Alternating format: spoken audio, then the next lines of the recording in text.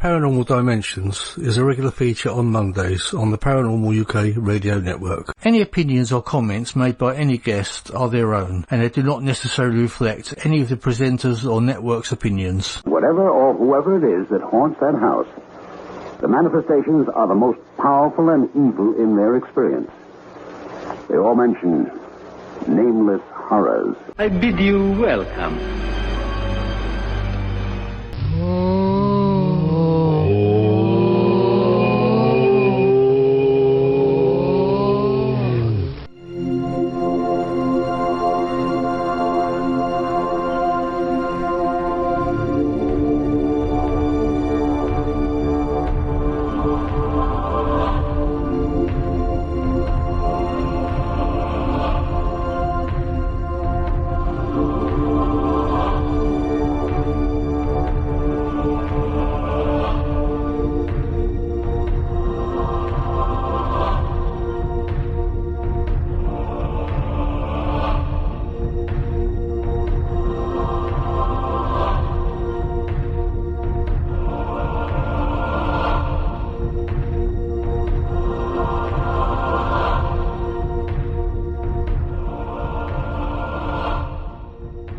This is Sacha Christie, and you're listening to the Paranormal UK Radio Network, the UK's biggest paranormal network.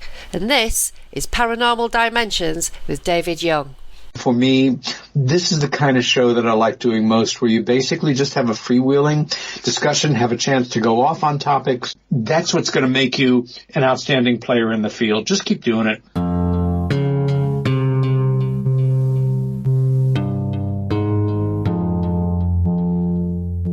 Hello and welcome to the show. Thank you for the introduction, Sacha, and thank you for those kind words, Peter Robbins. Now, Sacha will be back shortly. She'll be joining myself and Juliette Gregson. You may or may not remember that we did a show called Paranormal Truth earlier in the year. So this is going to be Paranormal Truth, and it's a Halloween special. So it's just that time of year when the nights are closing in and the weather's getting colder. So before I introduce Sacha and Juliette, I'd just like to say, if you've got any comments or anything you'd like to say or any requests, etc., if you'd like to contact me at any time, my email address is davidyoung2qn@yahoo.co.uk. That's davidyoung2qn@yahoo.co.uk. Right, as I said, it's a Halloween special, also Paranormal Truth 2, and these are the two ladies that I'm bringing back. It's Sacha Christie and Juliette Gregson. You may know that they often help me out with co-hosting. So I brought them back together again. And I hope we can find some interesting subjects to come up with. And I hope you enjoy it. Hello, girls. How you doing? All right, mate. Alrighty. My favourite ladies of the night. Oh, no, I shouldn't say that. My favourite ladies of Halloween. I'll have you know. Don't you be starting any rumours like that. There's enough I know there's enough about me. I know. No, that was a sort of a slip of the tongue. That one was my favourite witches. Oh no, I can't say that either, can I? No, hang on. No, I'm only joking. How are you? You're right. Yeah, good. Yeah. You, Juliette? Good, keeping busy. I've been writing stuff for the local local newspaper, and she hadn't replied in like 3 days, and I was like, hello, Claire. Hello, Claire, have you got my emails? Because she's done that before, and she replied, and she said, oh, I've got them. I'll send you a schedule of when they're going to be in the paper. It was like, I was just thinking, are my emails working? So I was emailing people going, have you got my email? It's like, yeah. I mean, if it's anything like me, I mean, I'm getting stuff I just can't keep up with it all. And so you're probably the same, Sacha. And I suddenly remember, I think, oh my God, I didn't answer so and so, or whatever, you know. And it's sort of, and I'm sure things do sort of, you know, you forget things completely in the end. You know, I know it happens to me. But well, I don't go on Messenger all the time now, so I find myself going on it. I'll see there's a lot of messages, so I kind of hop from one message to another, being efficient and, you know, like replying, and then I get all these replies all at once, and I'm like, oh, and run away. Yeah, I know. Well, I spend a lot of time on Telegram now, or, you know, not so much on Facebook, and just trying to keep up with all the Telegram stuff is a nightmare. You know. Yeah. Talking about nightmares, it's the Halloween week. We're on here to celebrate and talk about. Is that what we're talking about? That's what we're talking about. Yeah, well, supposedly. Right? Yeah, I mean, that was the plan, Sacha, unless you've got any other plans. No, I don't have any. I'm just literally winging it so hard at the moment. I guess that a good way to start off this show for the Halloween week is, I guess we've all got our favourite movies and books and things. I mean, what would your favourite movie, say, be of the things about Halloween-y type of things? And I don't mean the Halloween slasher films, you know, because that's not kind of what Halloween's about, is it, really? It was just like a face mask. You know, I mean, sort of ghosty sort of films. One of my favourites is, and people think it's dead cheesy, but I don't care, The Others with Nicole Kidman. Oh, I know that when she's one. in that old house, Yeah. and she thinks she's being haunted, but in actual fact, she's dead. Yeah, it's the reverse, isn't it? Yeah. Yeah, totally. And I actually feel like that sometimes. I actually think, am I dead? Is this the afterlife? Is this place also bloody weird? Yeah, but I mean, it's like you say, I mean, they're around us all the time anyway, though, aren't they? You know, according to my understanding, anyway. Yeah. Yeah, I got one of those SLS camera apps that maps people out, you know, and absolutely cracked myself. I put the camera on in the living room, and this little figure popped up by the doll's house. House. I am an idiot. Stop at backstage. Cleansing. It's probably nothing. Probably a toy, or you know, I don't know. But, what about you, Juliette? What are your favourite films? I was about to say that was a jolly good choice. Damn good film. Mine's slightly more Rosemary's Baby. Oh, yeah, I remember that one. Yeah. It's clever because you never actually see anything. It's all what your mind conjures. And I think sometimes that is the scariest thing. Your own head. Yeah. Haunting of Hill House, the original one, you know, the black and white one. Saw that because there's not really much that goes on in that. It's all suggested. Yeah. Is that the old Vincent Price one? No. I can't remember the actress. But there's just like a bit of effects where the walls are kind of breathing a little bit, and there's some banging going on, and she's in her bed and she thinks she's holding her sister's hands, but then you realise that her sister's at the other side of the room, so whose hand is she holding? Yeah. And I was a teenager when I watched that, and I was so spooked out by it. It was just all in my imagination though. Yeah. They're probably the best type of films, really, the ones that are like a psychological type horror, aren't they? You know. Yeah. When I've mentioned, I think one of my favourites is Stephen King, The Stand. Well, it wasn't Stephen King. It was his story. No, sorry, not The Stand. That's another book. The Shining is the one I'm actually thinking of. But then I was going to mention The Stand, which is like an epic. I don't know if they've really sort of managed to put that out on a film as such yet. You know. Like 20 million hours long, wasn't it? Yeah, that's right. But The Shining, I would say, is probably one of my favourite sort of spooky films.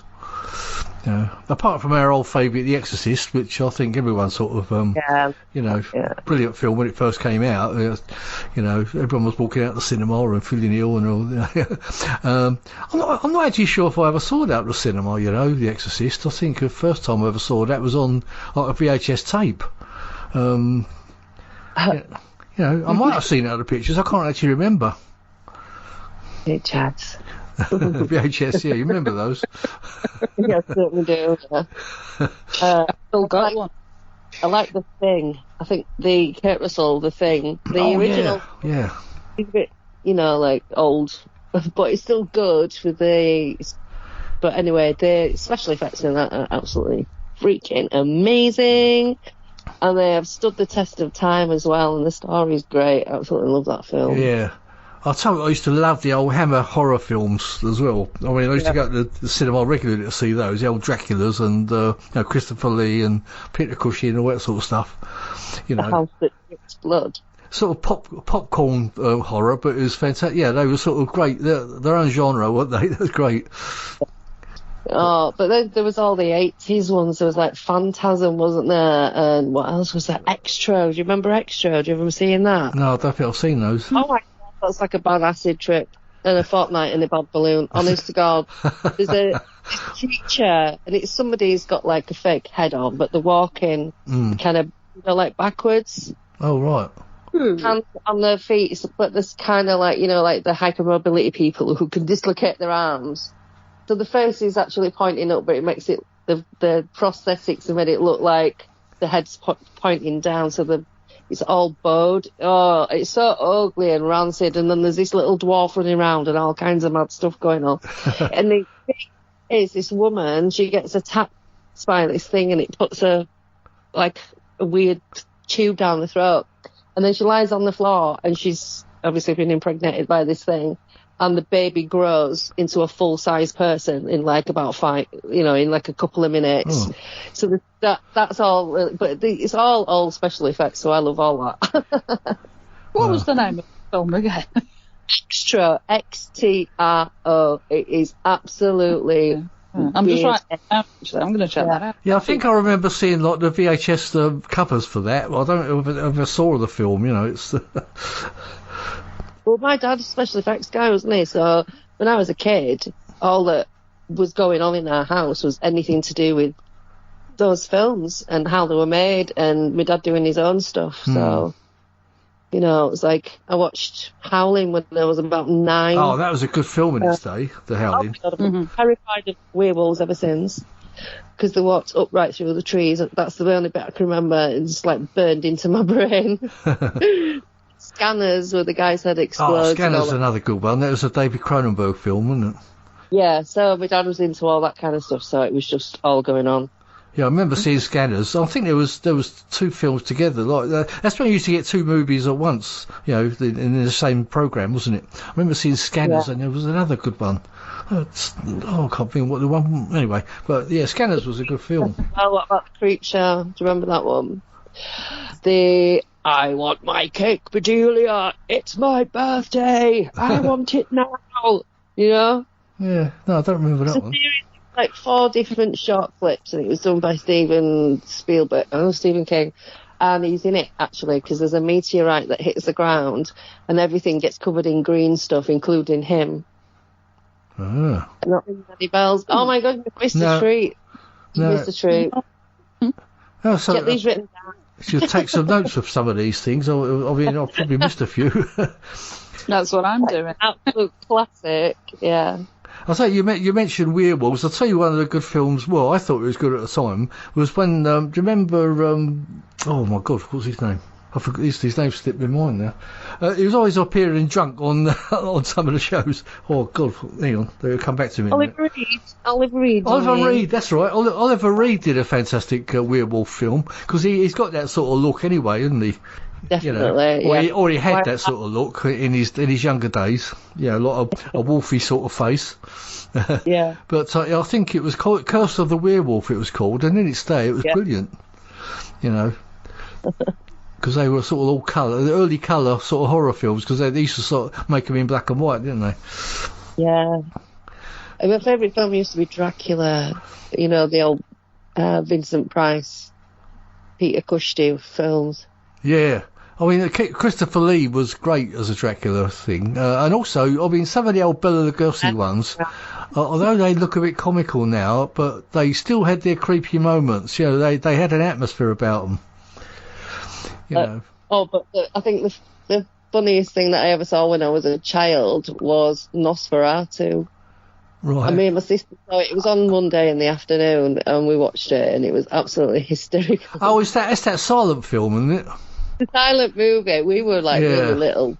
I was probably about 8, so she lived in about 6, and it was the horseless carriage going up the path where they just kind of moved it a little bit and filmed, and moved it a little bit and filmed, but it was all shonky and all over the place. And now, I look at it and I think it's incredible, really, for the time, but we just thought it was hysterical. I mean, I think that was one of the earliest movies, wasn't it? Made, actually. Yeah. Very early. Yeah, before all the talkies and all that, I think it was. I think they re-released it a little while ago in the West End, didn't they? I believe. No idea. To show it on the big screen again. I'm sure they did. It's mad, isn't it? Like, I was just thinking then, oh my God, when I was little, they were still showing black and white, no talkie movies on the TV regularly. That's nuts, isn't it? Yeah. That's what it is. With the old piano playing in the background. Yeah. Harold Lloyd and Laurel and Hardy and that kind of stuff. Whoa. Oh, no. Flashback. What about you, Juliette? What you got any really old favourites that you remember? I think some of them you've already discussed. Lots of black and white, more watching on telly than at the cinema. But sort of thinking some of the people that have actually visited my hometown in a Blackpool, like Laurel and Hardy did. Conan Arthur Doyle, I found out, actually visited in 1920 and gave a lecture on spiritualism. Harry Houdini appeared in 1905. So it's sort of interesting sort of seeing who has visited and done weird and wonderful things here. Yeah, I think a lot of people don't realise that these people were actually into spiritualism and all sorts of things, weren't they? Paranormal. Definitely. Most definitely. It's just sort of looking back and thinking, Sunday afternoon, it's raining, what's on telly? And it was usually BBC Two, I think. And it was like, you'd be there, comfy cushions, beanbag, hot Vimto in my case. Well, you had also had a few of the old TV shows like The Outer Limits and One Step Beyond and all that sort of stuff. I can't. What was the others? Prisoner. I remember being taken to Port Merion by my parents on holiday, and it was like, "This is Prisoner," and I'm just looking at my dad like, "What the hell is he talking about?" Yeah. And then after I'd watched it, it was like, "Oh, I get it now. Why you made me stand on a chessboard and then chase me down the beach." But they were very liberal in that respect. I was allowed to watch. Yeah, but basically what I wanted. But was that? Would you say that was in the paranormal genre? It was a bit weird, was Prisoner, but then again, when you sort of read up about the chap who wrote it, and obviously it was Patrick McGowan. If I've got this wrong, I'm sorry. Yeah, Patrick McGowan was the star, and also I think he wrote it, or had something to do with the producing a bit and all. Yeah. People today are still discussing what the hell he meant. It's like the last episode. It's like, was he running the place? Was he not running the place? I mean, the opening scene is one of the best ever. That's, if I ever have to quit a job, that's what I want to do. Yeah. Well, the thing was, you didn't know what his name was, did you, innit? No. No, but did you know that prior to that series, I know we've gone off the paranormal a little bit here, but prior to that series, he was in a series called Danger Man, where he played a secret agent. So it makes you wonder if the Prisoner was actually the same character in a different series, where you didn't, but it sort of didn't refer back to his old series, sort of thing. That's why I always looked at that. No, it's just interesting being sort of. It's like I didn't, Sacha, you talking about your dad. That's like, wow, I would have loved that. He was like, take me to the. It's just fun. It's like my dad used to work for a hypnotist, which I've talked about before, so I used to get to go and watch the show. So that was, to me, it was normal. But try and explain that to somebody else and they kind of tilt their head and look at you and go, you are hot, that's weird. Being taken to see Hinge and Bracket, which again is, I know, slightly off. Oh my God, that's so good. Live, and you've got to be a certain age to, you get it. Yeah. But, it's a bit like listening to Hinge and Bracket with you two sometimes, but David, I wish you were that funny. If I hadn't boing. But it's sort of thinking as well, like, wow, we've had some I know I have, and I know Sacha has, we've had some unusual upbringing, which is kind of good. More open to the weird and wonderful world that we inhabit. Well, my dad's a complete atheist. He was like, no, when you're dead, that's it. But there's nothing. He even says it on page. I'm like, you're just, like backing up the wrong tree with me, what I mean? And then me and my mum will talk about all sorts of weird stuff, and he just walks off. Like. Yeah. I mean, when his time comes, he may well get a shock then, mightn't he? Yeah, I think he will, yeah. You think, oh, it is real. Or we're wrong, and it... He brought home like a 8-foot can of beer complete with foam coming out the top, which was totally hollow, and it was in our garden for ages, and all the kids, we were just all playing in it. It was giant. It was off some TV show. Just mad chaos. Giant chickens, puppets. He did a lot of animatronics because he did Tumble Down Farm and cool. Penny Lake. Oh, no. What's the one with the dragon and Neil Innes? He was the wizard. Oh, I know what you mean, and I can't think of it. No, you got me on that. Yeah, I know which one you mean, and I can't think of it either. Puddle Lane, that was it. Because he made the puddle in our kitchen, and we all did bits and bobs of whatever was going on. So he did all the puppets, all the animatronics for kids' programmes on Yorkshire Television, and he did sort of all the fires and things like that in Emmerdale and blah, blah, blah, all Taggart and... Shroud for a Nightingale, all kinds of stuff.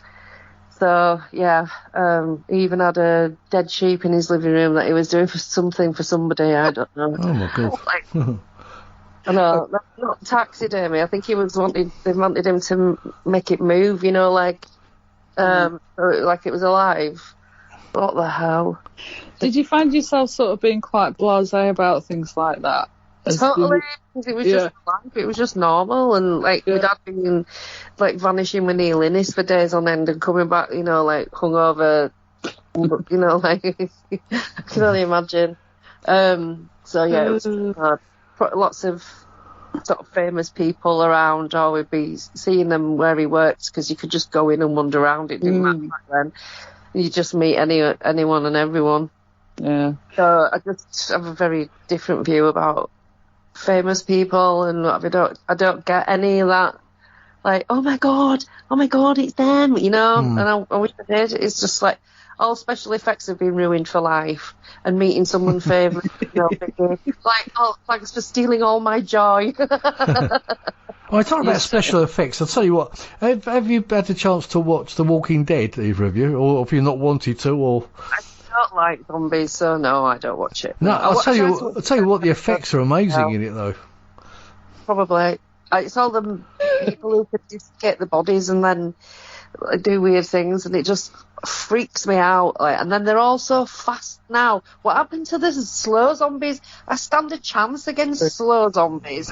I can't run. Do you know what I mean? Yeah. My legs are absolutely messed up. No way. So I'm the same. I wouldn't be able to run away either with my knee. So 28 days later and all that. Oh my god! I was fast to her, and I'm just freaking out. I tried to watch World War Z and couldn't even get through that without sitting on Dave's head. So I mean, the thing is, the actual. You can take away the ridiculousness of it, because it is kind of ridiculous, but then again, when you look at the way the world seems to be going, it's not quite so ridiculous, is it? No. And try and put yourself into that position that it was actually real, and it would be absolutely... I'd be dead. I can't run that quick. It would be absolutely terrifying, wouldn't it? Yeah, if you imagine that you're like... No, I have a big gun. Well, yeah. I mean, in The Walking Dead, they're always whacking them on the head or putting arrows through their eyes and stuff like that. It's I'm sure that if there were the three of us behind a barrier or whatever, we would fight to the best of our abilities. Of course, you'd have to. It'd be for your own survival. But that's very nice of you to consider me as. Is any use in that kind of situation? Because no way. I freak out at everything. You know what I'm like? No. I'm completely freaked out. No, I'd turn and I'd say, Sacha, and you go, yeah. And I'd be like, it's all special effects, it's not real. And you go, maybe okay.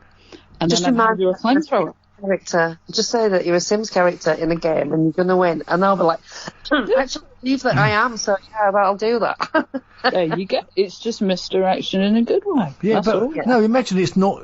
Imagine it's actually real. Do you think you'd get to a point where it wasn't terrifying anymore to see all these things running about and that you're smashing them over the head and whatever? Do you get so used to it, like they seem to in the TV show? David, I live in Blackpool. This is the kind of thing you see on a Friday night. Well, I apologise to all the people living in Blackpool, but that was Juliette that said that, not me. They would be agreeing. Yeah. There's certain spots that probably I can think of, and probably you can, David, and Sacha too.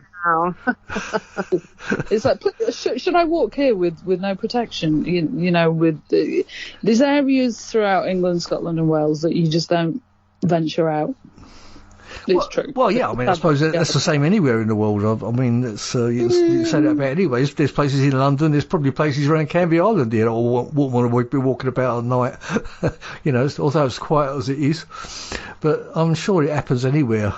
But there you go. It's just, well, I think a lot of the horror is in your mind anyway, isn't it? The terror that you feel. That's what I've found in the past. No, there's that scene where they're in that house and then all of those zombies come round. There's like hundreds of them, and they get in the water and they're in the boat and they're getting away on the boat, and then all them zombies are just completely insane, savage, and fast. Yeah. I thought I was going to have a heart attack. Yeah. It honestly, like, the anxiety and my heart rate is ridiculous, and I know that it's not real. Probably better than most people. Yeah. So, wow. No, I'll say I can remember one of the old Hammer horror films called Plague of the Zombies. It was nothing like some of these later ones. You know, the effects and the makeup, and it's phenomenal what they do now. Yeah. You know. Oh, but we've missed out them. How could we not even remember this one with Carol Ann? They're here. Oh yeah. Oh my days, that film is just so class. I can't believe I even forgot about it. Wow. It is good. There's a lot to be said for some of the Hammer ones and for the sort of weird 80s ones. Oh, they're great. They were great. The old sets and that they used to use in the Hammer films, they were probably all cardboard and that, but they looked fantastic. The old castles and all the Castle Dracula and all that, you know. They had a sort of an atmosphere about them. And, of course, Christopher Lee was a regular, wasn't he? But he did other ones like Rasputin and stuff. That was a good film. Oh, that was a good one, yeah. I vaguely remember that. Oh, I'll tell you what, one of the best ones was Dennis Wheatley. I don't know if you've ever read any Dennis Wheatley stories, books. The Devil Rides Out was probably one of the best ones they did. I can't remember what I read of his, actually, but I do remember reading them, because my mum used to read all these books, and, like, our house was just stacks of books everywhere. My mum would read about 3 or 4 a week, so she had all them. So I read a few Dennis Wheatley and Eric von Daniken. Oh yeah, Eric. Yeah, and then I read all the Stephen King stuff, and I probably shouldn't because I was about 12. Yeah, I've read most of the Stephen Kings, or the earlier ones anyway. I don't read them now. I don't really get the time. But some of the earlier ones, obviously The Stand and The Shining, and all those, and Carrie and Christine, and about the creepy the car that kept Cujo. Yeah. The what, Juliet? Cujo. Oh, Cujo. That was a dog, wasn't it? Yeah. And Pet Sematary, another one. Oh, that was so spooky, that. Ooh, Gerald's Game as well. I haven't read that one. Was just absolutely mad. All right, so Pet Sematary, that proper creepy fest, wasn't it? Yeah, the Pet Sematary was, yeah. Yeah. It's probably... Creepy little kid. Little evil dead kid. Yeah. Children. Dead children. They're the worst. Everything. I'll tell you another writer I used to read quite a lot of back in the early days was James Herbert. Things like The Fog and Rats and stuff like that. Yeah. They were really good. Yeah. Well, I don't know if is he still around, James Herbert, or did he die? He's probably gone now, I should think. I haven't got a clue. Not got a clue. No. Because, I think he was probably getting on a bit when I was reading these books, but so he's probably not around anymore. But they were good in their day. Anyway, around in your areas, is people putting their Halloween stuff out already? They're all around here. They are across the road from my parents. I live quite close to my mum and dad, and they've got the ghost that sort of moves. You've got that air thing. They've got one of them. They've got a grave. They've got lights. I'll have to do some pictures. Seriously. Not tonight, obviously, and I drove past, I think, 2 nights, and it was like, it looks really good. Yeah. Well, the thing That's the only one I've seen so far. I'll tell you what, you remember, Sacha, where I used to live? We used to put some things out on the gate. The trouble is, I don't think anyone ever saw them because, hardly anyone went past. So, I sort of like flashing things and stuff like that. Yeah. I don't have to do anything to my house because it's like, it already looks like Halloween in here every day. But my windowsill is all skulls. And I've got all kinds of weird stuff on my mantle, on the fireplace. Yeah. And with books and jars and curiosity things, so... Yeah, I think one thing that's going to be different where we're living now, we're probably going to get all the kids knocking on the door like we couldn't have that where we were before. Yeah. So I should probably be in throttling mood by next week. No, but it's all part of the thing. I know, yeah. I'll just let Jill answer the door. That's all. Or we put all the lights out and make out nobody's home. I like the little tiny baby ones, that can only just started walking. Yeah. They haven't got a clue what's going on. They're just like looking at this angel with sweeties. Yeah. I saw a post on Twitter today, and they were saying, are you going to trick or treat? Yes, no. One bright spark said, oh yes, I'll let them trick or treat. However, I'm going to cable tie my gates so they can't get in. And I thought, okay, how big are the gates? Are they going to break the gates? Are they going to climb over the wall? I was just thinking of all the weird ass. Well, there is a chain. You could always use a chain rather than a cable tie, maybe. And it was like, really? And then people were just jumping in going, why? You'll break the gate. It was just from something so simple like, are you looking forward to trick? It just morphed into weirdness, but that's Twitter for you. It can be spectacularly stupid. Really good at times, but also spectacularly stupid. It's like, why am I reading this? I'm just as bad. I didn't reply, but I was more like, what? People do this? I remember years ago when I was a kid, Halloween wasn't the same as it is now. We never used to put out loads of stuff and all that. Maybe we didn't have the money, I don't know. But I don't remember all the outsides of the houses being done up as much as it is now. And kids going around the doors and things. I remember just walking around outside with a turnip that my dad had hollowed out and put a candle. Turnip. Oh wow! No, that's what we used to do. Turnips. Like yeah, and that was it. There was no going to anybody's house or whatever. We just like. Yes, I knew one on me a turnip. I know about the pumpkin and all that.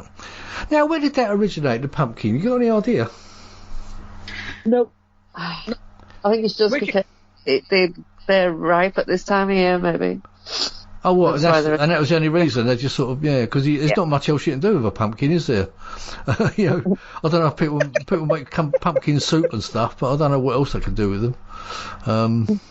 Ice latte, pumpkin pie. It's like, lots of pumpkin things. But some of them, some of them are massive, aren't they? We've got a great big one that Jill's going to hollow out and make a. And I say to her, what are you going to do with the rest of it? She says, I don't know. So, I don't know. Perhaps we might get a pumpkin pie or something. I don't know. Yeah. Turnips, I think, are more scary than. Now, come on. How's a turnip scary? Come on, Juliet. Well, if you look at pictures afterwards of a turnip and then against a pumpkin, the turnip to me just looks more.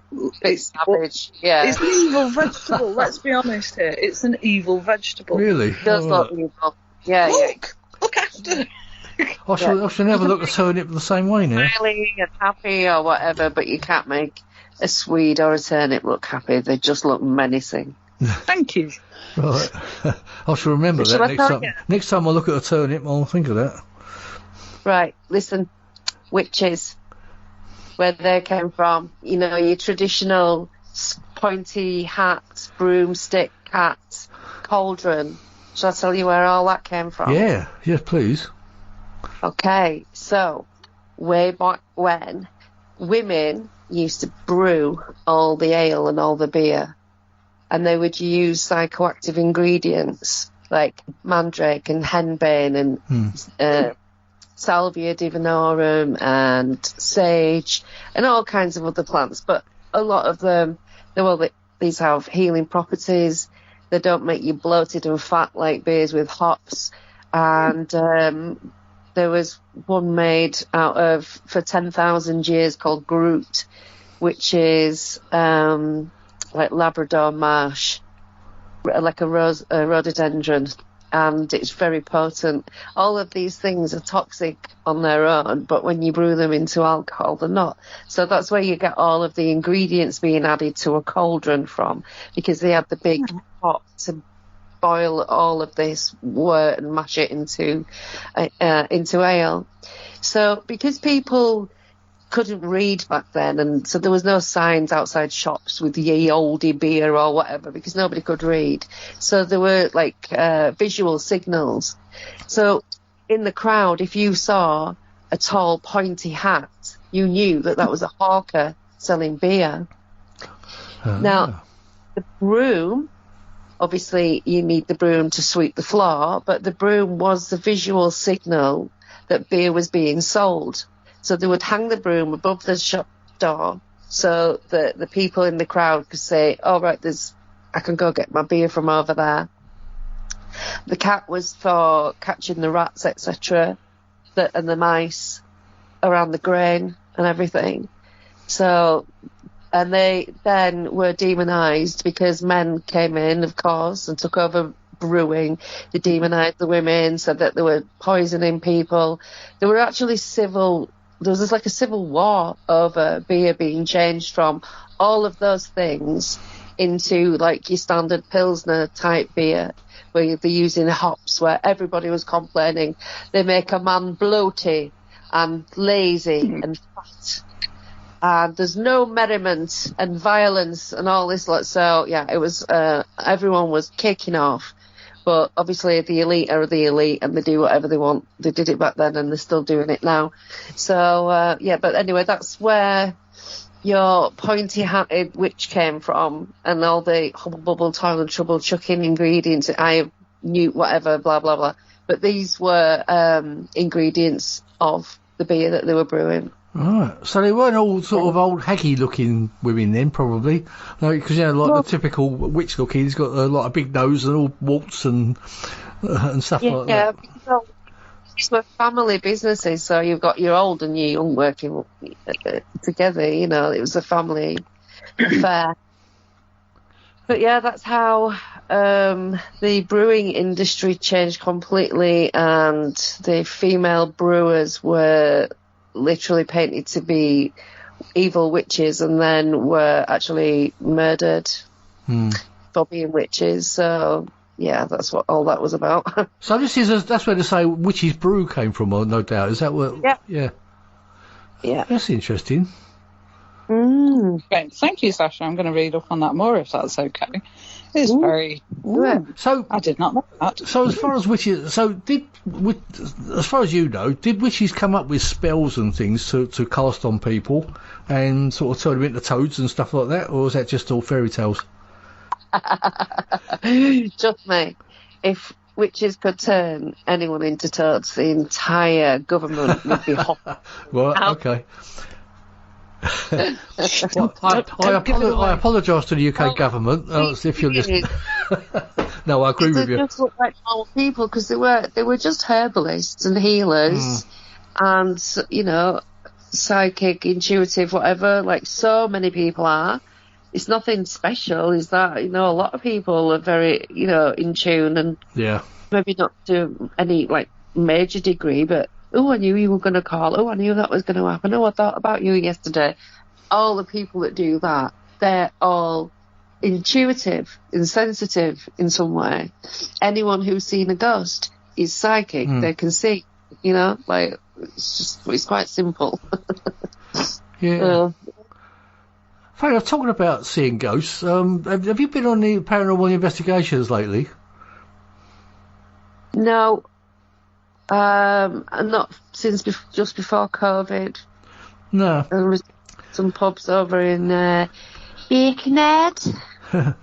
No, over the wall. Since the last time I spoke to you two lovely ladies, I've been on a couple myself. I went to Wisbeach Castle about, how long ago was that? About 6 weeks ago, I guess. Yeah. That was quite interesting. There was a point where I was asked to go and stand by a fountain, which was, Wisbeach Castle is not really a castle. It's like a house that sort of stands in the middle of where a castle used to be, I think. It's kind of what it's really like. So it's like a big house, really. And it's got like gardens. And there's like a fountain in the gardens, which is not working. But anyway, I was told to go and was asked to go and stand by the fountain and see if I could come up with anything, if anything sort of entered my mind. Anyway, I did. I sat there for about 10 minutes sort of thing, and I had this funny feeling about monks and things like that coming into my head. Now, I'm saying it now because later on, I was asked what I come up with, and I said, well, I had this feeling of monks and everything, and Viv, who was running the thing, said, oh, that's interesting. Well, later on in the night or the evening, well, it was the night actually, early hours in the morning, the curator, or the person that was taking us round the house and doing the sort of paranormal investigations and everything, he started talking about monks that used to be on the grounds. No. So I'd obviously picked up on something, and I don't class myself as being psychic whatsoever, but Vivian, who was doing the thing, she told me I was a little bit, and I said, well, I don't really. She said, if you open your mind up, and she says most people can do it if they put their mind to it, but that kind of shocked me a little bit, that the fact that I was coming up with these things, and there were actually monks on the land around that area, so that was quite an interesting evening. Interesting. And what I did a couple of weeks ago was when we had a really stormy night. We went to Hastings, and it was the Crime Museum we went to, and it was a really dud night. I mean, we left by 10 o'clock. It was only because it was right next door to a club, and it was boom, boom, boom, boom, and it was terrible, and I could get no atmosphere at all there. I was just really disappointed with it. It was quite an expensive evening, that was. You could have saved yourself money and just asked Malcolm, was it any good? Well, yeah, Malcolm's not there. Yeah, that's right, that's true. I mean, no, the actual venue itself was interesting, they had all sort of like murderers' weapons and the acid bath murders and things like that. The acid bath there, and now whether it was the actual acid bath, it could have been any bath, but they said it was the acid bath murders were carried out in it. But there was a few other things in there, which was an interesting venue, and apparently it was old. They were like caves, and it's like I think smugglers used to hide all their wares in them. It's like on Hastings seafront type of thing, before all the shops and things were there, obviously, But it's an interesting place to go.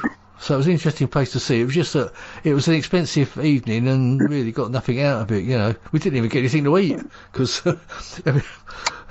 mad. Because we were rushing to get there in the bad weather, and we didn't stop to get anything, and we couldn't get anything when we came out. So that was the end of that.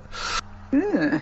I've got two bizarre ones. Obviously, I've got a dog, Luna, a Labrador. So nights are getting darker, obviously, and I do walk at a crematorium, Carlton Crematorium, and I've had some weird pictures as the years have progressed there. Anyway, and I thought, nice evening. It's not raining for a change. I'll walk. There was absolutely nobody. There was me. There was her. That was it. And and it's quite open apart from the sort of the actual creme in the middle. And I was I must admit I was going back to the car because there was a story behind it where a taxi driver dropped off this woman and then she disappeared, and then there was this goblin type thing that appeared in front of the cab. And I'm sort of walking back to the car and I'm like, I'm just going to turn around. There was nothing there, but it's going back to, is it in my head? Because I know the history of it. And that was particular. I sort of got in the car and it was like, I'm good. But I put all the lights on. It was just like, Juliette, there's nothing there. But it was still quite peculiar because I knew it was just me. And no other soul was there. So if I had seen anything, yeah, you know, Luna can't speak anyway. On the flip side, my mum loves doing the family history. And she's written, she's got like little books she wants to do. And she's written the first one about the Leroyd family. So I was tasked with trying to publish and so on and so forth. Anyway, so of course I'm reading through it. And I came across something rather fantastic. Say yes if you've heard of this or no. The Silk Stocking Murders at Ilkley in Yorkshire. Oh. Yeah, vaguely. Turns out it's one of my relatives. Really? Oh. And I was like, hold on a minute. So I sort of went back again. Mary Leroyd. And it was just like, and I was like, no way. You know, she was strangled. Oh, the woman, not the murderer. She was murdered, but it was like. Oh, I thought you meant you were related to the murderer. Yeah, I did. Yeah. Yes, the Leroyds are part of the family tree. So tracing back, I don't understand family trees because my mum better at it than I am. But she was like, "Oh yes, this is one of our relatives." I was like, "Oh, hold on a minute," and she said, "Mary Leroyd was 1929." And basically she was strangled with a stocking on a vacant plot of land in Ilkley in West Yorkshire. It was like, oh. So when I read the chapter she's written about it, it was like, oh my goodness. And there's a lot more that she didn't fit in that was kind of superfluous to the sort of backstory. But it was like, oh my goodness. But there was other bits she sort of threw. And I was like, is there anything else I need to know about? Okay. But it was like, wow, I need to write about this for the Haunted magazine, to be honest, because I thought that's fantastic, because usually I just write about Lancashire. But I thought I can sort of steer slightly into Yorkshire now. Ish. Yeah, I mean, that murder there says a bit about, was she targeted or was it just a random? Because we've got access to more than the newspapers had, sort of read, and I must admit I went away and I did an awful lot of reading about it as well. She was a bit flighty, and this was one of the really old relatives that we met when my mum was sort of doing more of the tree, and I said, what do you mean flighty? And she went, you know, flighty. Yeah. Okay. Which you could interpret into anything. It was just very bizarre, because I thought, did she know the attacker? Was it just a random man? Yeah, I don't think it was a woman. It's one of those sort of, you know, like who's Jack the Ripper? Yeah. I don't think they're ever going to find out. I mean, it was really interesting, sort of going, oh wow, we've got a murder in the family. That sounds awful, doesn't it? It's almost as good as the hello, I see dead people. Oh, yeah. Okay. Or I see this. To me, I'm like, okay. Nothing shocks me now. I mean, probably if you went back into most people's family trees, you'd probably find there's some sort of strange deaths or murders within it, I would think, somewhere. I didn't expect that one, because I had heard about that before. I've heard of a silk stocking murder, yeah. Whether it's the same one, I don't know. No, I didn't attach anything to it until Mum sort of said, oh yeah, you know, this is what I was like, oh. Oh gosh, yes, you know, if you sort of televised this, nobody would believe you. It was like, oh my goodness. Oh yes. We were very peculiar back in the day. I was like, oh, you got a TARDIS now. But it's like you say, if you sort of dig back a bit, it's just fascinating, because I thought I want to know more, so I'm going to probably do that when I can't go out filming things and writing them. I thought, yeah, it's something I do want to sort of pick up on. It's interesting. Yeah. Well, it's coming to that time of year now. We can all stay in and do a bit more reading and that, can't we? Try and stay off Facebook. but I mean, I've got a few books I want to try and catch up on. Actually, one of the ones I've got on my list to read is the Paranormal Case Files with Malcolm Robinson's book, Volume 3. That's one of the ones I've got to try and catch up with, because I'm actually in that one. as well. There was a story, I've told it on this show a couple of times, where Malcolm and I were at the Nottingham Halls of Justice. And I don't know if he told you this one, Sacha, I don't know if you've heard it, but Malcolm and I were walking up the steps, and they're stone steps from the cells down below, and we were sort of right close together, coming up these cold steps in the dark, and all of a sudden there was a sharp crack behind us, like a whip crack, you know, and we both stopped. We thought, what was that? And there was nobody behind us, you know, and anyway, I think I don't know if I had a camera, like a camera torch or something, and he went down the steps, and he found a stone on the step, and he picked it up, and it was warm. Now, I don't know if it was that made the noise. So all we know is there was like a sharp crack noise behind us. Malcolm's written it in the book as like the port of the Nottingham, the Halls of Justice. The port, he's put it down as. It's on page 96. Probably about 3 pages of it, I think. Yeah, so that was quite an interesting event. I don't know if you've ever experienced the ports, anyone, Sacha or Juliette? Yeah, I have actually. Yes, I have. I lived in a house in the early 90s, and oh god, all kinds of weird stuff was happening.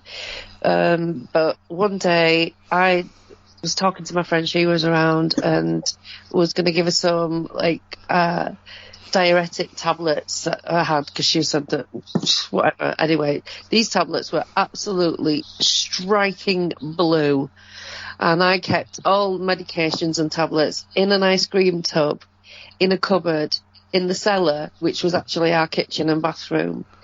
And so we went downstairs, and I got the tub, I brought it out, and I put it down on the worktop by the bathroom door, and I took everything out, put it on the side, there was nothing there. And she was looking in another cupboard. I said, I'll have a look in the bathroom. I went into the bathroom, which was right next to, it was like, you know, in the cellar, like the kitchen. And I looked through like my makeup bags and another bag or whatever, and I came out. And as I came out of the bathroom door, I seen the ice cream tub, and they were in the tub, facing up, bright blue, like you could not have missed them. There's just no way. I said, Ali, they're there. And she was like, oh, just as we're talking about, because I've been talking about all the activity that had been going on. So yeah, that there was nothing in that tub, and then when I came out of that bathroom, there they were. I don't care if people believe me or not. That house was mental. You're talking about noises that you heard behind you. I heard them in midair, in my face, and there was nothing there. I've heard a loud clap, and also like 1,000 glasses have all been smashed at the same time. It happened right in my face as I was walking down the cellar steps. Like, it literally made me flinch my head back because it was just right in my face. That place was absolutely rancid. Yeah, I mean, that crack, what we heard, it was right, just, well, I suppose it was probably about maybe 6 feet away from us. And the stone, and the interesting thing was, these stone steps are really cold, you know, but this stone, when Malcolm picked it up, it was warm. You know, as if it was, it's like a smooth stone, you know, which was, and the only thing I can say is that if somebody had thrown that stone, normally if you throw a stone on the stone steps, you'd hear it bouncing, wouldn't you? You know, this was just like a one crack, and that was it. There was no bouncing noises or anything like that. So I don't know if it was that stone, but I can only assume it was because of it being a different temperature to what the stones, to the steps were. So, you know, that was kind of an interesting thing. Anyway, Malcolm's got a little display on his home, I think, now.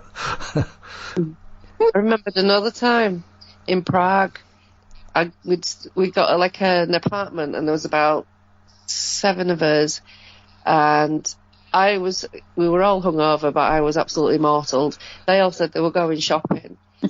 When they were going to come back, I was like, right, so I was asleep on the bed, and I heard somebody come in, and somebody knocked on my head like with knuckles, tap, tap, tap.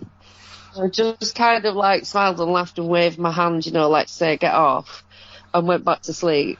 And I woke up, and the room was filled with cigarette smoke. And it felt like there should be people there. Do you know what I mean? It was like, where is everybody? So I thought, oh, they must have been in and gone back out again because I just won't wake up or whatever. So I went in the kitchen, looked in the fridge. There was no food, so they didn't come back. So I was like, what the hell? So got a bath, took my watch off. I got out of the bath, went to get my watch. My watch had gone. I didn't see it for days. And then it appeared in the middle of the floor in the kitchen doorway. Someone else's wallet vanished, and that appeared in the middle of the floor in the living room. So that was... But it's absolutely... If you want to have paranormal activity, go to Prague. Go. Just go. It's nuts. Yeah, why would that be there, Sacha? You got any ideas? There's so much death. They used to throw people off the bridge all the time. There's like this old castle. It's a proper old, like everything there, the architecture. It's totally ancient. And that Prince Charles Bridge or King Charles Bridge, whatever it is, there's like friezes, depictions on the walls of what they used to do, and they just used to throw people off it. So when I was on there, the bridge, and I was trying to take photographs, my camera just kept jamming. It wouldn't work. When we got off the bridge, it would work. I tried to take a photograph from this mad-looking glass building at one end of the bridge, and the thingy just jammed. It wouldn't go back in. It absolutely knocked my camera. It was insane. If you want paranormal activity, Prague. Wow. Just go, just get a room anywhere. Everywhere is so old. There's so much history there, and yeah. Well, if there's anyone in Prague actually listening to this, please get in touch and tell me of any stories. Such a beautiful place as well. Yeah, I'd love to go to some of these places. It's a bit like sort of Transylvania, isn't it? It's that type of... Is that a type of place? Yeah, because it's like a proper old castle with turrets all over, and all the roofs are like pointy and everything. It's just so beautiful. It's just amazing. Yeah, I mean, they look really spooky, but they look fantastic as well, those old castles. Yeah. It's a bit dodgy as well, because there's a lot of, pickpockets, thieves, people, there's all the sort of like sexy time stuff going on, and big drink culture on the night. Well, that's around in most places, isn't it? Yeah, but it's full on. Is it? So, yeah. Yeah. I mean, some areas that you won't go to, but mostly there's some lovely like bars and things that you can find. But as you walk in between places, you're going to get people trying to drag you into the bars. Every single bar's got somebody outside trying to get you to go in it. So it's a bit mad like that, but yeah, it's going to be a beautiful place. I wonder if they do ghost tours like they do in most cities, like London and whatever. Oh, they will do, yeah, definitely. I mean, if, like you say, if it's got a lot of activity like that, they must have some fantastic tours, I would have thought. Yeah. I don't know if I didn't look at the time. It was just me and a couple of friends and some of their workmates. So I didn't even know the other people, but it was a mad one. Yeah. Julie's gone quiet. Are you still there, Juliette? I was thinking. Oh. Yeah, hello, amazing. I thought you were going off in a minute. No, I was just thinking about something. Because obviously you get, the closer we get to Halloween, the more we're going to get things on telly about ghosts or, whatever's going on. But I was thinking about like local folklore. There's certain things that they always sort of seem to bring out, like Pendle Witches, as an example. Yeah. And it's the same thing. It's like the same story. It's like, I remember years ago sort of seeing an article in the newspaper and they said, we found a house, and it wasn't, a friend of mine actually lives up near Pendle, and he went, it's not a witch's house. But again, it's sort of going back to what Sacha was saying. There's things that are perpetuated through television and through the written word. You've proved it tonight going, witches' hats. And sometimes we believe the stereotype. It's like everybody has heard of the Pendle Witches. However, there's a different one. Somebody called Meg Shelton. And at this point you think, who? Who's that? Easy to Google. Basically, a filed hag. This is how she's written up. Accused of witchcraft. But the interesting thing is, when they buried her, she's at a place called Wood Plumpton, cute little village. And there's a boulder, massive boulder, on To top stop of her getting out of the grave, is it? Yeah. I actually visited when the weather was nice over summer. I did a little YouTube video, and my sense of direction in a car is spectacularly bad at the best. But I managed to actually get to Woodpumpton. What a lovely little church. But it was like, when you sort of read the backstory to it, it was like, she was found dead in the cottage, crushed between a wall and a large barrel, and it talks about her using magic to make crops fail, turn milk sour and cause illness in cattle. But she's buried face down and her grave is covered with a large boulder. And it's so interesting, and I must admit, you're supposed to allegedly walk around 3 times anti-clockwise and then spit on a grave. I did. And then you make a wish. And if she likes you, she'll grant you a wish. And I'll tell you the wish, because it's happened. I actually said, can I win the lottery? And you won the lottery? I won 30 quid. Oh. No, I won 30 quid. And I thought, that's either fate or it's absolute piffle. But it was such a nice... I thought you were going to send $1 million my way then for a minute. Oh, I wish. No, I wouldn't know what to do with that much. It'd be like, help. But it was nice to actually see a different sort of folklore, because it's not as well known as the Pendle Witches. It's like when you start talking about Jack the Ripper, and it's like opening a can of worms, that one. And it's like, it was a man, it was a woman, it was this, it was that, it was royalty. You could argue that one forever. So that puzzles me there when you talk about... I thought most witches were burned at the stake, weren't they? And actually, not that many were actually burned alive. Most were garroted on the stake and then they were burned. But, you are mostly drowning. Yeah, I know you used to do the ducking stool, yeah. Like, if you survived, you were a witch, which was a bit crazy. If you floated, you were kind of damned either way. And the thing is about all of the witch trials as well is the women, they actually paid for their own torture. They paid for the upkeep of the people that were torturing them, including their food and their beer, and use of tools and rope, and like coal to light the fires, to heat the tools to torture them with, to get them to confess. I've got a book in my bookcase, and there's a full tariff of charges.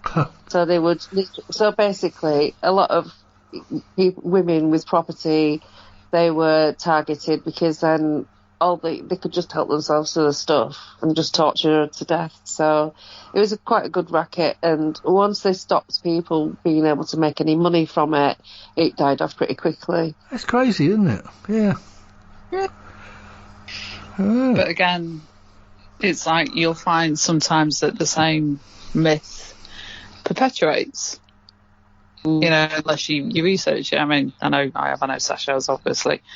And we're not doing it to sound all so, I know better than you. It's just educating. That's all we're trying to do. That's it.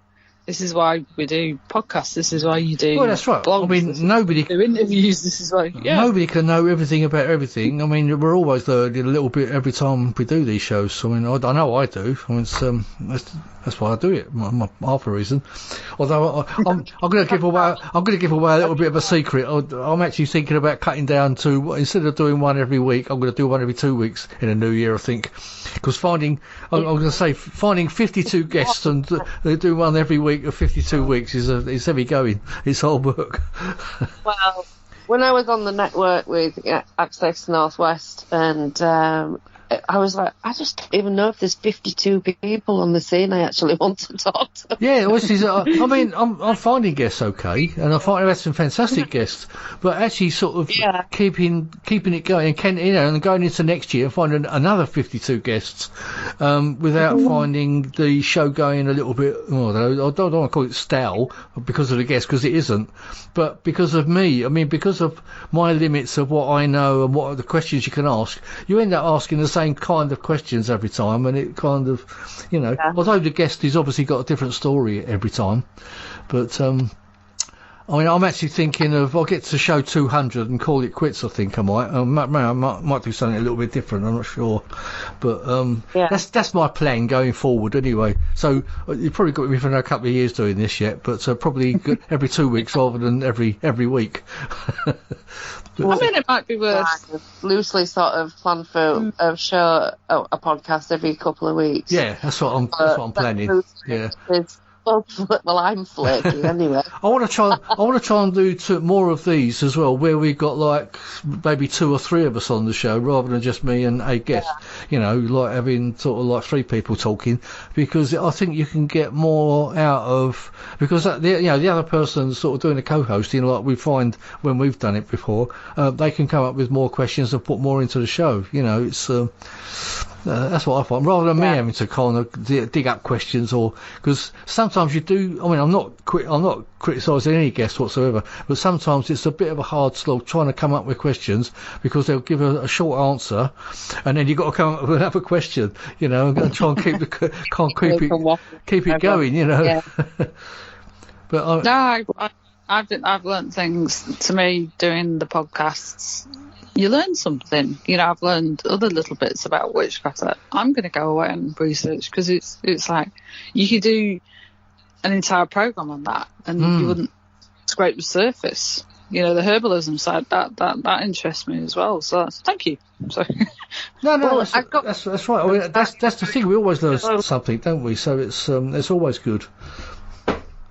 To be honest, that was more towards Sacha. No, I know, that's what I'm saying. It's always good. That's what I mean. It's always good for a lot. We all get something out of it. I mean, I don't know if Sacha does, because she knows so much already, but...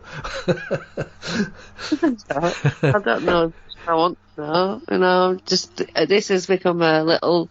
You know, I've obviously always been interested in witchcraft and stuff, but the most recent thing about the witches and the beer, it's not witches, it's just women brewers.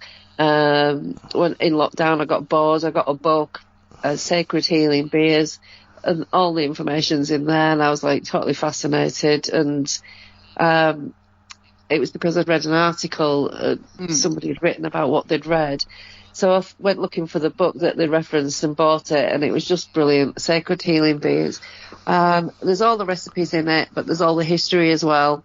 And so some of the plants are just impossible to get, so I've started growing them. So it's become like this horticultural thing where I haven't got anything brewed at the moment or brewing, but I am actually about to brew something for Christmas.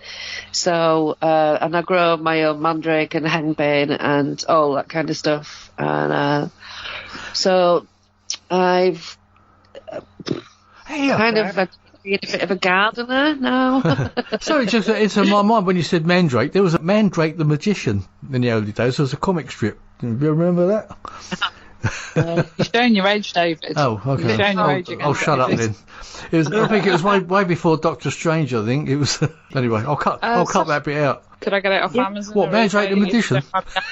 No. Should you? Forgive me for asking. Is it easy to get hold of, or is it not? Yeah. So I read the magazine thing and then just went and looked and found it straight away. Thank you. Sorry, I was going to say if you've got a link, am I allowed to have it? No, it's just like, ooh, I know I'd find it interesting. My mum would as well. Books, like my mum had stacks of books, but hers were all fiction and mine are not about...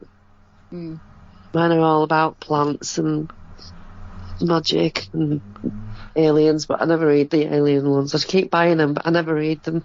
Yeah, do you think that's why we've got so many different types of beers? Did they come from because of all the different witches in the past? Brewing is so easy. It's absolutely ridiculously easy. I just couldn't believe it. You just need to throw a few things in a bucket, put the lid on, walk away, leave it, and then come back a couple of weeks later. And, you know, if there's any sediment or whatever, you have to put your bottle in it or put a bit more sugar in it, then bottle it, and then leave it, and then in a couple of weeks you can drink it, and it's fizzy, and it's just like, what? That is ridiculous. Really? Oh, I've got some old socks and an onion. I'll go and do that, won't there? Yeah, that'd be nice. So the book is written by Stephen Harrod Buhner, Buhner, and author of Sacred Plant Medicine. I've not got that one. I'll have to get that one. So yeah, sacred and herbal healing beers. It's called. Thank you. Hey, further on from that, Sacha, didn't you have a book of spells as well? Oh, I've got loads of books like that. Now, yeah. Linking that, people who stand in presents. I was to say, linking that to the witches and the witchcraft. Obviously, they must have used these spells at certain times on people, or did they not? Or is that just all fallacy again? Well, most of the women accused of witchcraft were not witches. Most of the women who died were not actually witches. So where did all the spells come from? Well, I suppose... Or were they from people like alchemists? Because they were actually mixed up in a lot of... were they really witches as well? Alchemists? But you see, it's just people and, like, you know, puppet dolls and things like that, voodoo dolls. Every magical system has got its mirror with another one. So you don't need to appropriate or anything because everything is kind of mirrored because it's a kind of set of principles and it's basically mental energy and psychology. And especially when you're working with other people or healing them, you know, or the medicines, etc., that was all herbal. So for spells and things like that, people would make puppet dolls and then put needles in them, and that's the same as a voodoo doll. Do you see what I mean? Yeah. And it's just ill intent or positive intention. Whatever it is, it's you throwing energetic daggers into somebody else's energy field.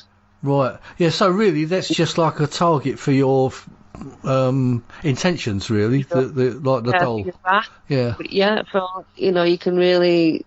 They call it psychic attack. If somebody's been spoken about badly or any ill will is being fired in their direction, if a lot of people can concentrate on that, like, you know, when you're trolling somebody, that's basically what's happening.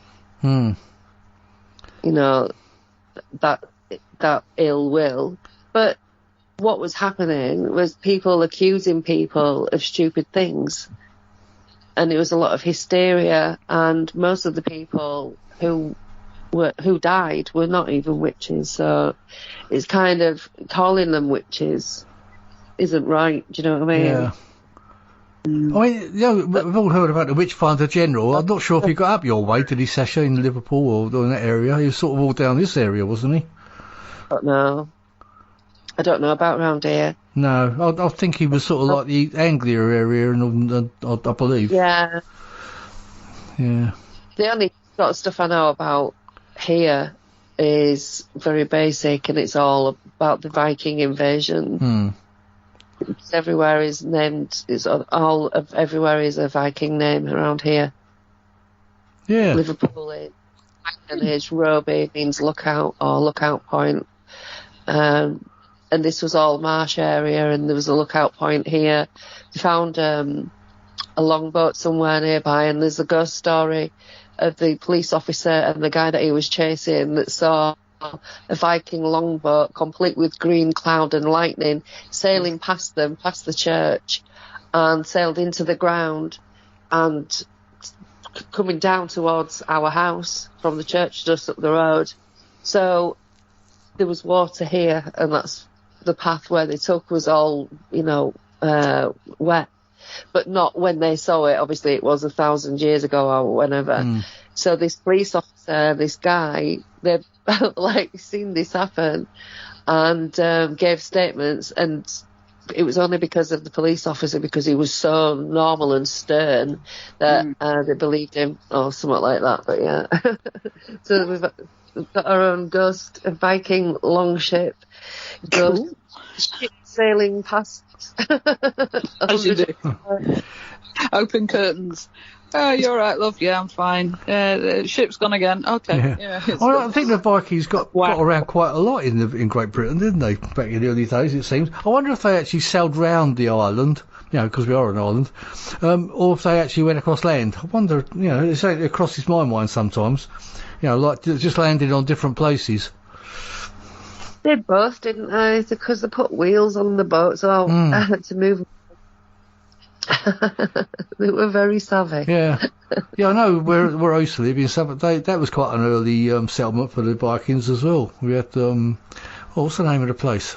I forgot what it was called. But, yeah, they got all like Viking bits and pieces there. Sutton Hoo, isn't it? They got the Viking helmet and everything there. But, now, I don't know about up your way, Juliette. I don't know if the Vikings ever got up to Blackpool, did they? More sort of Kirkhamish, more Lancashire, to be honest. Blackpool didn't really exist until sort of recently, when you think. But you've got like Ribchester, as an example. Kirkham, more like the villages. There's a place we term as Overwire. So you had salt mines. There's a place called Cockasand Abbey, which I visited. Oh my God, it's fantastic. It's like from the 12th century. Oh, it's just beautiful. It's really desolate. It's just, and you got views of Morecambe, but unfortunately you can see Haitian Path Station as well. But visiting, I was lucky enough to befriend, shall we say, or blag, and I met the gent who had the key. So I said, can we come? Because it's open like once a year, if that. But it was absolutely fantastic to go and visit. And we filmed, and it was just like, what's the history? And the guy's like 79. He's like, hello, it's like, tell us everything. It was sort of, like, and it's, I never realised it was like a Grade 1 listed monument. It was like, is it? You wouldn't know. It's just one of those weird things that you just sort of take for granted. And he says, if you look around the area of Lancashire, he says, people would pilfer the stone. So you'd see it in barns and things. It was just absolutely peculiar. But to be fair, it's more spatterings of Lancashire. It's not very... Not really. It was more sort of, it was just like pockets of little villages that sort of kept themselves to themselves. Yeah, I think I'm coming to appreciate our country. I mean, as old as I am, I think I'm coming to appreciate our country more than I may have done in the past, because I've found we've been going around quite a bit, and some of the old villages are really beautiful. And you can imagine, you know why people like to come here. Where we jet off to Spain and America and God knows what else, people like coming here because of the history. It's really fascinating, our history. And I really wish I'd spent more time doing it when I was younger. I'm trying to catch up now. I'm making up for it now. I mean, that's what I'm trying to do. Yeah. And people sort of say, "Oh, so what are you going to do when you retire?" I'm aiming for 60 when I retire from work, and I want to move out of Blackpool. And they go, "Oh, yeah, but it's Blackpool." I said, "Yeah, but you don't live here. There's good bits and bad bits." I said, "I want to move over Wire." Why? And I said, "Well, it's just nicer." When you sort of find somewhere and you think, this is nice. It's a weird thing to explain, but it's like, when you found a nice house or a nice person or a nice friend, in fact. You just know, it's gut feeling. Does that make sense? And I feel happy when I visit there. It's like a 40 minutes in the car, because I live up near Blackpool Airport. And it's just I like visiting, and I like sort of exploring and thinking, wow, that was Cockasand Abbey when we were sort of stood inside it. And what he'd done, he'd sort of put little markers where things had eroded. And he says, this floor you stood on? Yes. Dead bodies under here. Oh, really? I was going to say, has it got any sort of history of ghosts or anything there? Do you know? Or... Oh, monks. It's going back to monks again. But again, that's something I definitely want to revisit, and through my other history-related friends do as well. So we've got things planned that we can research, and we've found we've got access to a historical society called Pilling, which is a little village, beautiful little village, and they want us to be the librarians. Oh, nice. So I love books. So myself and my friend Michelle were absolutely delighted, because he sort of opened this cupboard. This is the gentleman, Bob, who's got the key for the abbey, or what's left of it. And he went, "Do you think you're going to have fun looking through this?" Well, my eyes lit up. Michelle's eyes lit up, because, sometimes when you've seen something, but you've never been able to buy a book. Sacha might appreciate this more, but you know what I mean. And you know when you have it in your hand and you're like, what are the contents? Yeah. That I'm looking forward to, because I saw little sneaky bits and I was like, did you see? Yes. Why are you getting excited about books? I went, it's knowledge. I'll tell you, I talk about old books. I bought collections of old books that you could never buy as books because they cost you a fortune. But you can get a lot of digital collections of these things, that are on your computer. I've got a few hundred books, like the old paranormals and ghost books and hauntings and all sorts of different subjects, and they're really amazing. You know, you've got like photographs of the old books, and you can just sort of flick through them. Obviously, it's not like having a book in your hands, but you'd never, like I say, you'd never be able to own those books anyway. I think sometimes it's no way you can buy them. No, that's right. Really lucky. I'm very lucky in that respect. I've got a friend called Bob the Book. Bob the Booker. Bob the Book guy, but he used to be a copper. Bob the Bobby, you're right. Bob the Bobby, Bob Dobson. And he's got this warehouse in, again, a village called Staining this time. And he said, come and see my storage unit. There was me expecting like a shed. Oh, no. Oh, it wasn't come and see my etchings. Come and see my etchings. It was just absolutely fantastic. Do you remember when you got the really old newspapers and, you know, you could hide under them? Yeah. They were massive. They used to do books for sort of the Far Coast. And he says, I thought you might like these. And I was just, my eyes lit up. The earliest one I've got is from 1887. Wow. And it's just this old book from, like, you know, January the 1st to the end of it. And it was just like reading through it. And it was so eloquently written, the news reports, not like today. Yeah. It was just, to me, I like to read things like that because that's where you get the good history from. It's like something that, Mike, I forgot his surname, Mike, you know what I mean? Yeah. But he's like, try and access libraries, try and access books if you can get hold of them, because when I sort of bought them, they're like, I've got 5, and they were 50 quid a pop, and it was like, and somebody actually said, you paid 50 quid for that, and I went, trust me, they're worth more than 50 quid. Yeah. Well, not in a monetary way. I was very lucky that I had the money to do that. Not everybody does. So Michelle isn't as... I will buy things for her because I'm sneaky. Yeah. And I'll go, oh, I got you this. And she's like, will you stop it? And I said, yeah, but I can't take it with me. Can I? No. I like treating it. To me, it's just, it's somebody I can talk to and go, look, we've read something about a pinfold that was haunted. And we were trying to say, where the hell is it? We managed to locate it because we found a postcard that showed where it was. So it's silly little things like that, you know, when you start piecing everything together and you go, oh, yeah. Again, you can hear the tone of my voice. I sound like an excited idiot, but it keeps me out of trouble most of the time. Funny, I've got an old book that's downstairs, actually, not here, but I think it's around about 1900. It's about the Great Plague. It's all about. I picked it up at a boot sale, believe it or not. Do you remember that boot sale you came to us with, that, Sacha? I do, yeah. It was a nice little boot sale, wasn't it, that one? Yeah. It was a good one.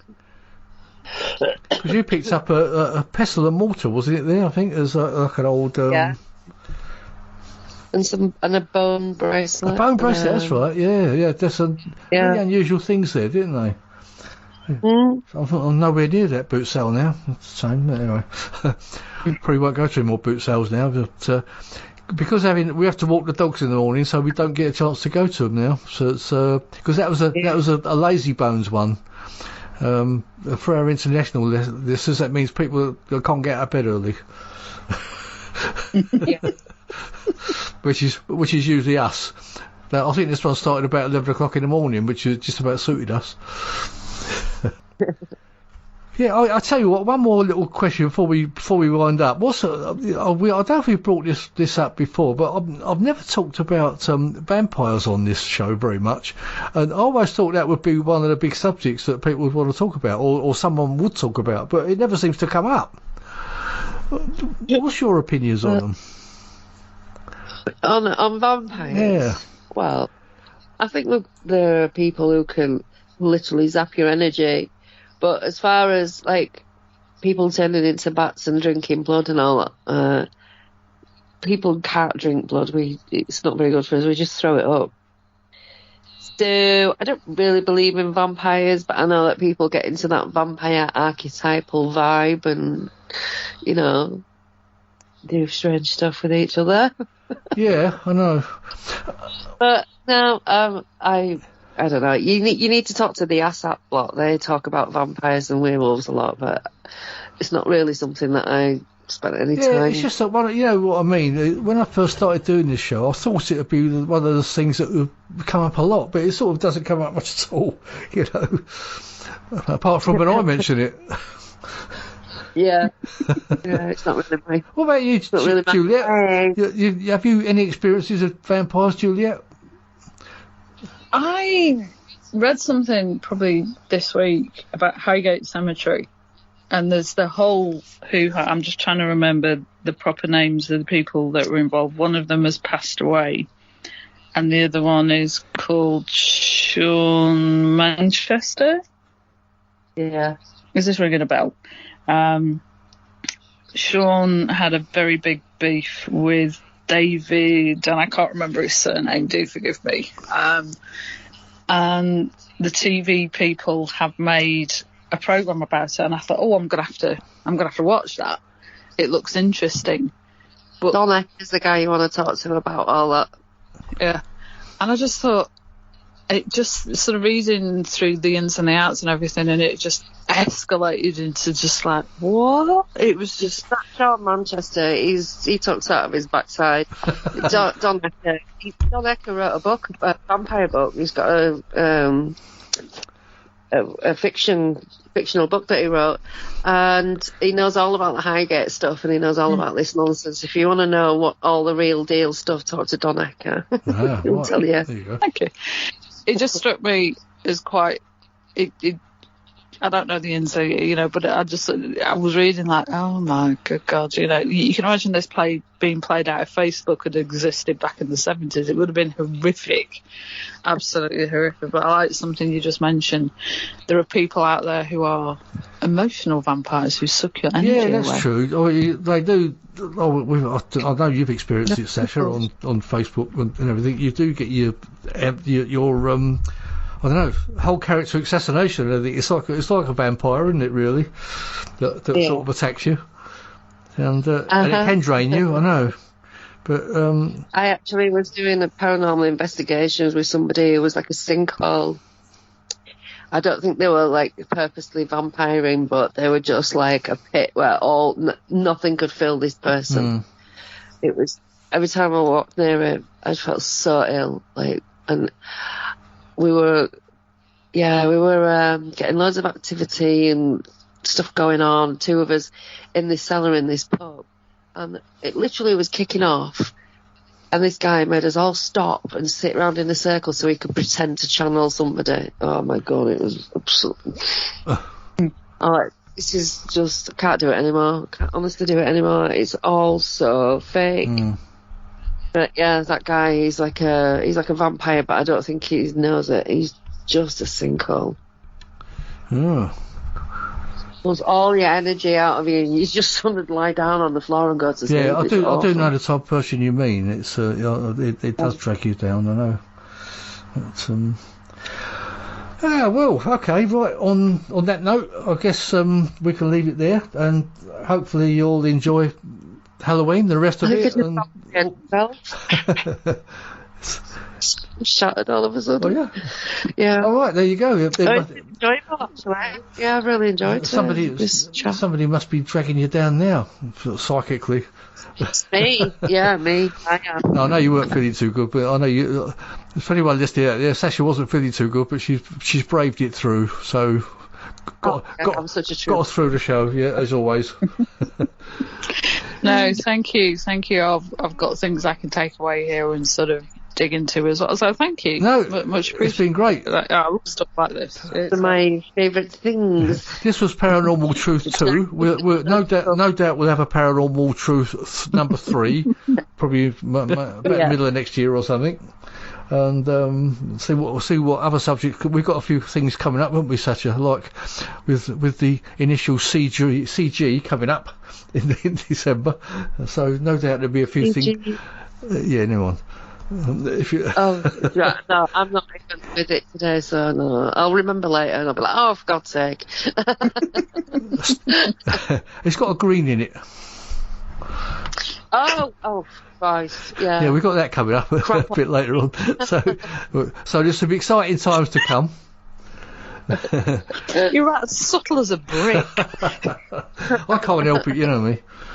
Yeah, true. It's so pathetic now. Like, whatever, it's been going to come out forever. It's coming out on the day that the anniversary of when nothing happened.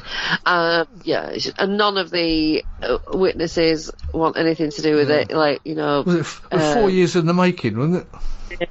Yeah, Busty, all that. Look, mind you, Busty might have answered a few questions, but anyway. Yeah. I hope it's a success. I hope it's an absolute blinder of a success, and that millions of people worldwide see it, and then they all go to the internet, and then they find my blog and they realise what a shyster. Well, the is. thing is, like we've said before, Sacha, the bigger that gets, the bigger the exposure gets. The better it is. Yeah. So, but anyway, we shall wait and see. And all of New York. All of New York is waiting. Oh my God, are they waiting? Yeah, I know. NYPD, FDNY, the DOJ. There's a few people whose names would make your eyebrows literally flutter in midair. And we've been waiting, haven't we, Sacha? I know I've been waiting. It seems like forever. They're pissed off. You know what I mean? He's made so many lies about all of that. So much that we were supposed to be scared of it coming out. Oh, I can't wait for it to come out. Are we supposed to be scared of it? Apparently, yeah. We're frightened of all the things that are going to come out. Yeah, shaking in my boots. Yeah, bring it on. But I'm sure there's people out there wondering what the hell we're talking about. But no doubt things will become clearer later in the year. But yeah, we can't really do a show about it. No, we can't. No, but until it comes out, then maybe we can do an expose about it because it's out there and it's in the public domain. So. It's not worth it for other people around us. No. But anyway, we'll leave it there. And thank you again, Sacha and Juliette, for coming on. No, thank you. And no doubt, as I say, there'll be a Paranormal Truth number 3 later on. But anyway, enjoy Halloween. Oh, I will. It's my birthday. I was born on the Day of the Dead. Ah, right. Yeah, I remember. That's right. We'll go out and do a bit of haunting on that night and get drunk again. My son was born happy birthday. He should have been born on Halloween, but he was born on the 30th. So.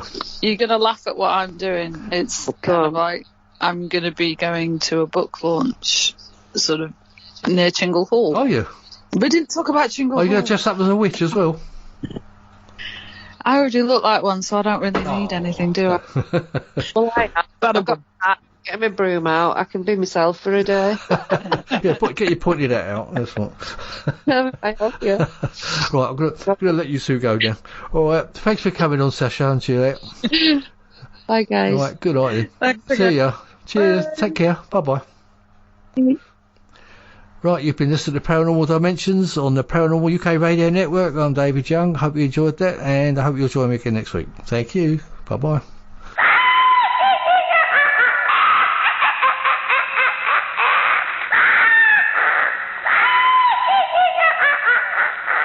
Listen to them. Children of the night. What music they make.